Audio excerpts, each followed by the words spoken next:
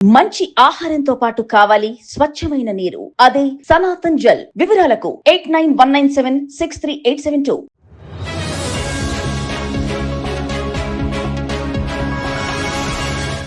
నమస్తే మేడం. నమస్తే మధు గారు, బాగున్నారా? బాగున్నాను. Okay.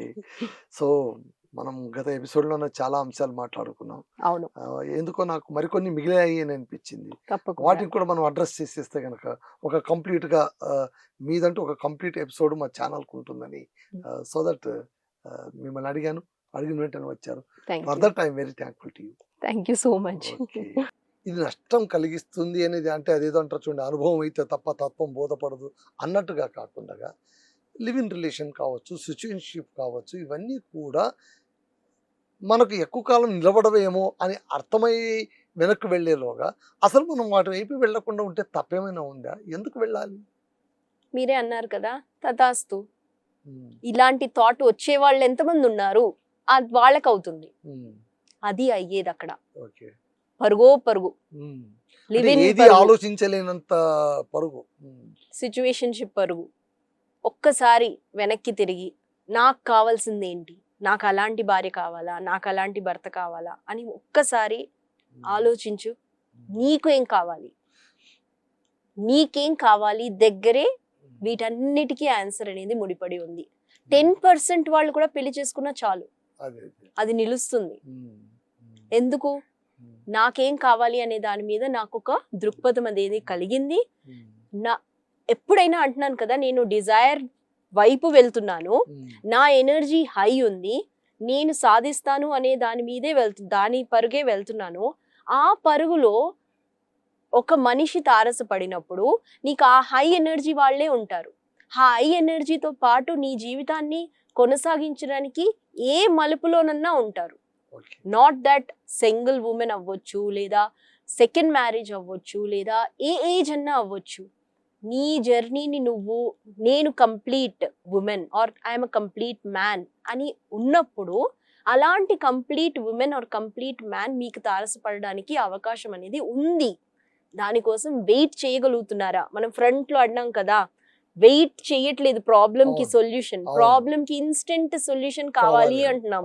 Instant solution is situationship, live in relationship. If you are willing for a long lasting relationship, understand yourself. What are your values? First basic roots కి వెళ్ళిపోవాలి. నా values ఏంటి, నా వాల్యూస్ ఇవి అని అయిపోయింది ఇక్కడ, ఫుల్ స్టాప్. నా వాల్యూస్ ని నేను విలువ ఇస్తున్నాను. నెక్స్ట్ ఈజ్ యువర్ డెసిషన్స్ దగ్గర నీకు అనుగుణంగా ఉన్న ఆ జర్నీ చేసే అతను వస్తున్నారు అంటే then it make sense, then life is thrill. అప్పుడు హ్యాపీనెస్ అనేది నీకు తారసపడుతుంది. సో ఇక్కడ నడిచేది ఇది. కానీ ఈ ప్రాసెస్ని ఇష్టపడట్లేదు. ఈ ప్రాసెస్ ఇష్టపడి నాకు అలాంటి పార్ట్నరే కావాలి, లైఫ్ పార్ట్నర్. నేను అన్నాను కదా, it is not a full time partner కాదు. Let me see how it goes అంటారు ఇప్పట్లో. Let me see how my partner is. So it's a daily project. So ఇలాంటి వాటిల్లో మనము మన వాల్యూస్ని అర్థం చేసుకొని నా మీద నాకు కంట్రోల్ ఉండి నేనేం చేయగలుగుతాను, నాకేం కావాలి అనే దాని మీదే ఇవన్నీ నడుస్తున్నాయి. సో మీరు అన్నట్టు లాస్ట్కి ఏమవుతుంది ఇక్కడ, ఏ దిశ వైపు వెళ్తుంది అంటే వెనక్కి వెళ్ళి నాకేం కావాలి అనే దిశ వైపుకే వెళ్తున్నారు అందరూ అదే చేస్తున్నారు. దానికి ఎంత టైం తీసుకుంటున్నాం అనేది ఇంపార్టెంట్. అందుకు ఇప్పుడు అవేకనింగ్ స్టార్ట్ అయిపోయింది. మీరు చూస్తే స్పిరిచువాలిటీ ఈజ్ లైక్ క్వశ్చనింగ్ అయిపోయింది. వై? ఎన్ని క్వశ్చన్స్ అడిగితే అన్ని ఆన్సర్స్ వస్తే మీ గెలుపు మీతో ఉన్నట్టు. మీకు ఏం చేసినా దానికి ఒక వై అనే ఒక క్వశ్చన్ని యాడ్ చేయండి. మీరు ఏ పని చేసినా దానికి ఒక వై అనే దానికి మీకు ఆన్సర్ వచ్చింది అంటే ముందుకు వెళ్ళిపోవడమే. And you have to feel good. నాకు అది నచ్చుతుంది కాబట్టి నేను చేస్తున్నానంటే ఇంకా మీకు తోడు ఉన్నట్టే. సో ఇది నడిచేది. These are all patterns. చివరిగా ఒక క్వశ్చన్. షూర్. ఓకే, మనం అడాల్సెన్స్, లవ్తో మొదలు పెట్టుకొని లివ్ ఇన్ రిలేషన్, మ్యారేజ్, ఫ్యామిలీకి ఇవన్నీ దాటుకొని వచ్చాం.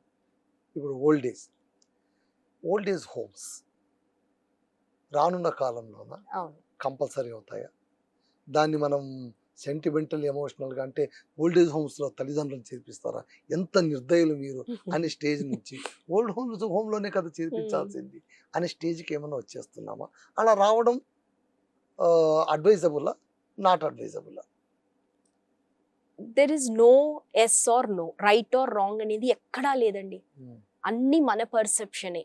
నీకు ఇష్టమా old age home? As a family decision తీసుకుంటున్నావా? ఎందుకంటే ఓల్డేజ్ హోమ్ అనగానే మనం పాతకాలంలో లేదా ఫుల్ ఫిలింలో చూసినట్టు ఏదో వాళ్ళకి ఏమి ఇవ్వకుండా వాళ్ళని ఒక బెడ్ ఒకటి, ఇప్పుడు అంతా బాగా వెల్ ఫర్నిష్డ్ గా బాగా ఉంటున్నాయి, ఎగ్జాక్ట్లీ చాలా బాగుంటున్నాయి కూడా. వెన్ యు ఆర్ అంటే ఇక్కడ కూడా చాలా డైనమిక్స్ ఉంటాయి. మళ్ళీ అక్కడికి వెళ్తున్నాను అనుకోకుండా, ఫ్యామిలీగా ఉండడము వేరు, ఓల్డేజ్ హోమ్ అని చెప్పకుండా it is your enlightenment place అనుకోవచ్చు కదా. సో యువర్ ఇండివిజువల్ ప్లేస్ అనుకొని మనం ఆ వర్డ్ ని తీసేస్తే అట్లీస్ట్ అది పెట్టే వాళ్ళు కూడా వర్డ్ ని మార్చేసి దాన్ని ఓల్డ్ ఏజ్ అనకుండా, there is no age, age అనేది ఒక నంబర్ కాబట్టి మంచి మంచి old, so I don't want to use that name at all. So it's a individual choice. మీరు అన్నట్టు అది వచ్చేస్తుందా అంటే ఆల్రెడీ ఉంది. ఇప్పుడు మీరు చూస్తే చాలా మంది అక్కడే ఇష్టపడుతున్నారు ఉండడం, ఎందుకంటే ఫ్రెండ్స్ ఫామ్ అవుతున్నారు, గ్రూప్ ఫామ్ అవుతుంది, కమ్యూనిటీ అవుతుంది, అన్ని మంచివి చూసుకునే పిల్లలు వాళ్ళని అక్కడ వేస్తున్నారు. ఎగ్జాక్ట్లీ. అక్కడ నడుస్తున్నది కూడా చాలా మంచి మంచి ఫ్యాకల్టీస్ ఉంటారు, మంచి యాక్టివిటీస్ ఉంటాయి, కేర్ టేకర్స్ ఉంటారు. So it is always good if you see in that perspective. మళ్ళీ దానికి భూతద్దం పెట్టి నెగటివిటీ పెట్టి కొడుకుగా పుట్టి వేస్ట్ కదరా నువ్వు, కూతురుగా పుట్టి వేస్ట్ కదమ్మా అంటే ఆన్సర్ లేదు. It is all dependent on the individual and family decision అనుకోవాలి. అలాంటి పరిస్థితుల్లో ఉన్న వాళ్ళు కూడా ట్రామా నుంచి వెళ్ళాలి. ఎందుకంటే ట్రామా ఉంటుంది.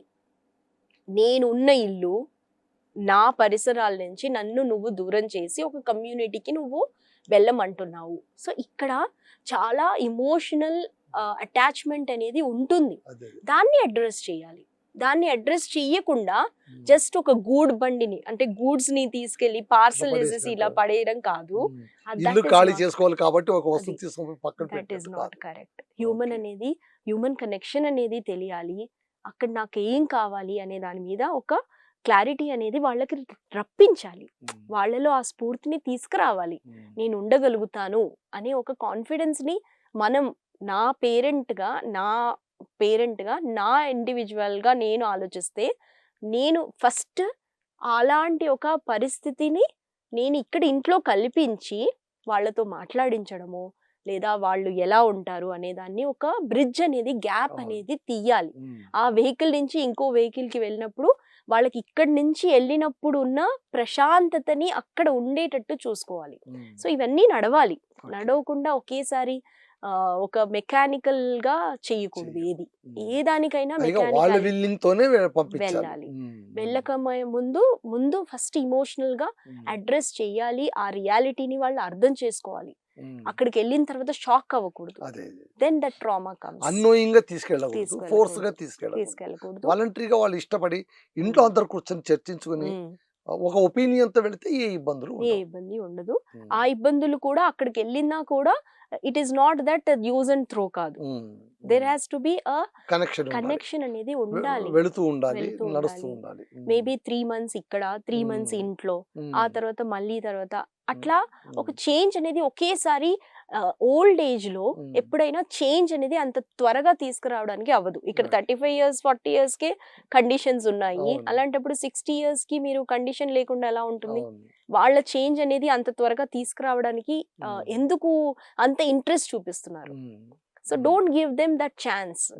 ఆల్మోస్ట్ 100% లో 99% don't give that chance. If not possible, అలాంటప్పుడు ఫస్ట్ బ్రిడ్జ్ అనేది, ఆ గ్యాప్ అనేది ఫస్ట్ ఐడెంటిఫై చెయ్యాలి. లేకపోతే అందులో నుంచి మనకు అక్కడ కనిపించే రిజల్ట్ చాలా బ్యాడ్ గా ఉంటుంది. బ్యాడ్గా ఉంటుంది. So that is the um. Main thing. అన్నాను కదా, జనరేషనల్ హీలింగ్ అనేది అవును. అక్కడే. Um. Everything is your root. Um. So um. You have to address your root. Okay. ఒక్కసారి ఇలా పుట్టి పెరగలేదు. అన్నిటికీ ఒక Yeah, రీజన్ yeah, ఉంది, yeah, yeah. అన్నిటికీ రీజన్ ఉంది, అన్నిటికీ లెక్క ఉంది. అదే